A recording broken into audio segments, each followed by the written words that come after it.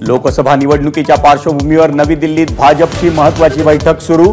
अमित शाह आणि जेपी नड्डा यांच्यासह बीएल संतोष, देवेंद्र फडणवीस आणि सुधीर मुनगंटीवारही उपस्थित।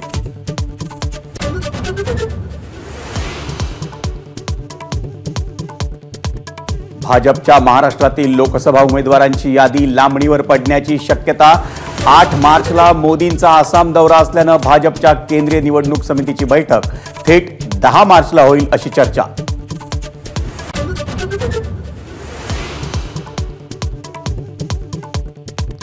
मुंबईत महाविकास आघाडीची बैठक तब्बल 4 तास चालली, पण अजूनही जागा वाटप जाहीर नाही। 3 दिवसांनी पुन्हा बैठक घेणार।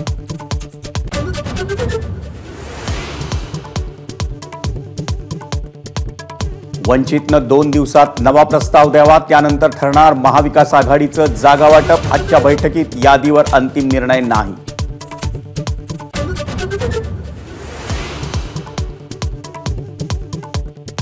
अटल सागरी सेतू परिसरात 3ऱ्या मुंबईची निर्मिती होणार। शासन निर्णय जारी। सिडको ऐवजी एमएमआरडीए करणार उभारणी। 124 गावांचं मिळून नवं शहर तयार होणार।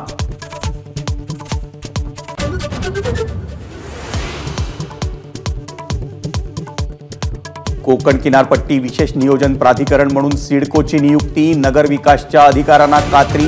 1635 गावांच्या नियोजनाचे संपूर्ण अधिकार सिडकोला।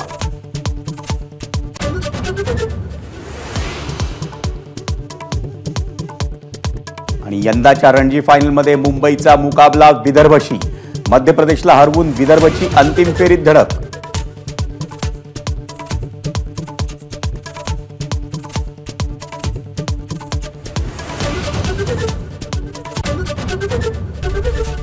एबीपी माझा, उघडा डोळे बघा नीट।